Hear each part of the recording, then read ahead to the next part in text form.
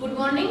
आज हम class 12 science and commerce Hindi medium का सामाजिक समरसता पाठ 7 पद्य का, इसमें हम कवि का परिचय और केवट प्रसंग जो तुलसीदास का है, कवि है हमारे गोस्वामी तुलसीदास जी, पद्य पढ़ेंगे। सबसे पहले कवि का परिचय। गोस्वामी तुलसीदास का जन्म संवत 1589 के आसपास बांदा जिले के राजापुर गांव में हुआ था। इनके पिता का नाम आत्माराम तथा माता का नाम तुलसी था। स्वामी नरहरिदास के सानिध्य में उन्होंने वेद पुराण और अन्य शास्त्रों का दर्शन की अध्ययन किया। संवत 1680 में उनका स्वर्गवास हो गया।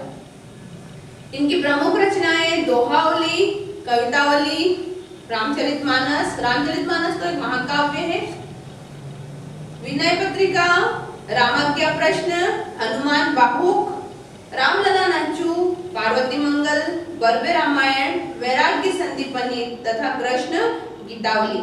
रामचरितमानस हिंदी साहित्य का सर्वोत्कृष्ट महाकाव्य है। सोहर छंदों में लिखे हुए नच्चू, जानकी मंगल और पार्वती मंगल उनके खंड काव्य हैं। गीतावली, कृष्ण गीतावली, विनय पत्रिका हिंदी की सर्वोत्तम गीति काव्यों में से है। विनय पत्रिका हिंदी के विनय काव्यों में अद्वितीय है। कवितावली मुक्तक काव्य परंपरा की उत्कृष्ट रचना है। तुलसी साहित्य में लोकहित, लोक मंगल की भावना सर्वत्र मुखर है। तुलसी ने अपने समय में प्रचलित अवधी और ब्रज भाषा को अपनाया। उनकी अवधी कोमल और सरस पदयुक्त है। यद्यपि उन्होंने संस्कृत शब्दों की प्रचुरता से प्रयोग किया, तथापि कहीं भी वह बोझिल अथवा दुरूह नहीं हो पाई। ब्रज और अवधी दोनों भाषाओं का मधुर, सरस और प्रौढ़ रूप तुलसी के काव्य में सहज ही द्रष्टव्य है। भावों और रसों के संचार में तुलसी की प्रतिभा अनुपम है। अलंकारों के सहज प्रयोग और प्रस्फुटन से रचनाएं प्रभावोत्पादक बन गई हैं। तुलसी साहित्य में नव रसों का परिपाक स्पष्ट है। छंद योजना में तुलसी ने दोहा, चौपाई, कवित्त, सवैया आदि का सृजन किया है। तुलसी के काव्य का बाह्य पक्ष जितना सबल है, उनका अंतः पक्ष भी सबल है। वे मानवता के सर्वोच्च आचरणों की स्थापना करते हैं। इस संबंध में रामचरितमानस उनकी अद्वितीय रचना है। ये है कवि का परिचय। अब हम केंद्रीय भाव जो कि पद्य में समझा रखा है उसके बारे में पढ़ेंगे। समाज की अवधारणा एक संपूर्ण इकाई के रूप में ही निर्धारित की गई है, किंतु सामाजिक गतिशीलता के अंतर्गत इस तरह के व्यतिक्रम भी आते हैं, जहां समाज अनेक अंतर्द्वंद्वों से ग्रस्त होकर अपनी समरसता को समाप्त करने लगता है। समाज के चिंतक और साहित्यकार अपनी अभिव्यक्ति के माध्यम से सदैव समाज के सामरस्य को सुरक्षित रखने का प्रबल उद्यम करते हैं।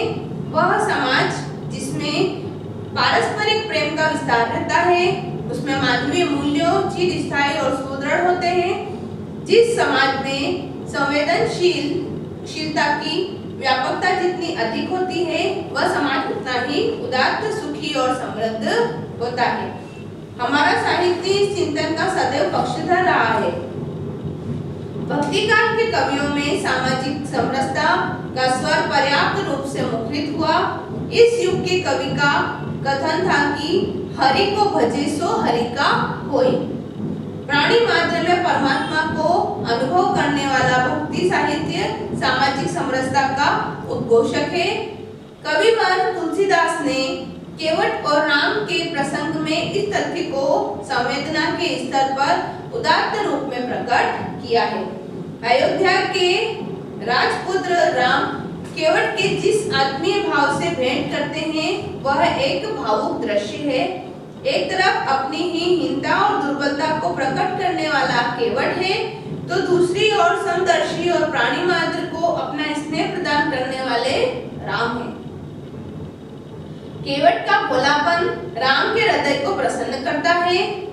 वे भाव के पारखी हैं, इसलिए केवट से उनका प्रेम सरसता का संदेश प्रदान करता है। अब हम पढ़ेंगे पद्य केवट प्रसंग। नाम अजामिल से खल कोटि अपार नदी भव बूढ़त काढ़े।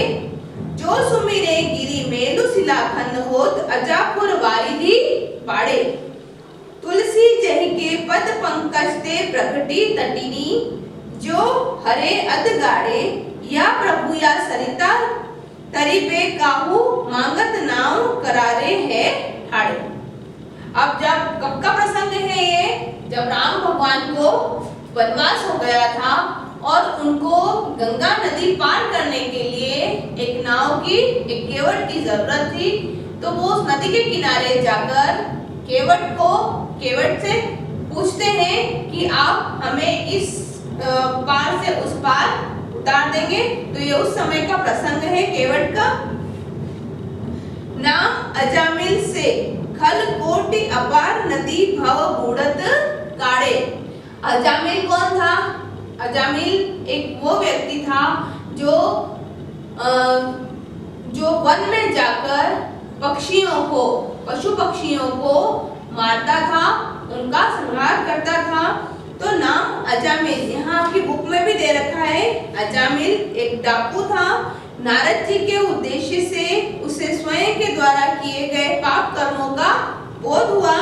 उसने नारद के कहने पर अपने पुत्र का नाम नारायण रखा और मरणासन अवस्था में उसके द्वारा अपने पुत्र नारायण बारंबार पुकारे जाने पर अंत समय में वो मोक्ष को प्राप्त हुआ। तो यहाँ पे भी नाम अजामिल से खल कोटि, खल यानी होता है राक्षस, है ना। तो जो दुष्ट प्रवृत्ति का व्यक्ति होता है, जो डाकू होता है, राक्षस होता है, उसको खल कहा जाता है। तो उसके जैसा खल कोई नहीं था, लेकिन फिर भी अपनी भक्ति के प्रभाव से नारद को किसने प्रेरणा दी? भगवान ने। तो अपनी भक्ति के प्रभाव से भगवान ने उसको, अजामिल को मोक्ष प्रदान किया। जो सुमिरे गिरि मेरु शिलाखन होत अजापुर वारिधि बाड़े। अजा यानी होती है बकरी और खुर यानी होता है नाखून। बकरी के नाखून के समान जो शिलाखन यानी गिरि यानी होता है पर्वत, बहुत बड़े पर्वत को भी नाखून के समान करके उसको वहां से हट जाए, निकल जाए। तुलसी जहि के पद पंकज ते प्रगटी तटिनी। तुलसीदास जी कहते हैं कि जिसके पद पंकज से, जिसके पांव का स्पर्श करके कौन निकली? गंगा नदी निकली। जो हरे अध गाड़े, और जो हर एक व्यक्ति का क्या करती है? गंगा नदी सबके पापों को हर लेती है, सभी को सुख प्रदान करती है। ते प्रभु या सरिता तरीबे काहू मांगत नाव।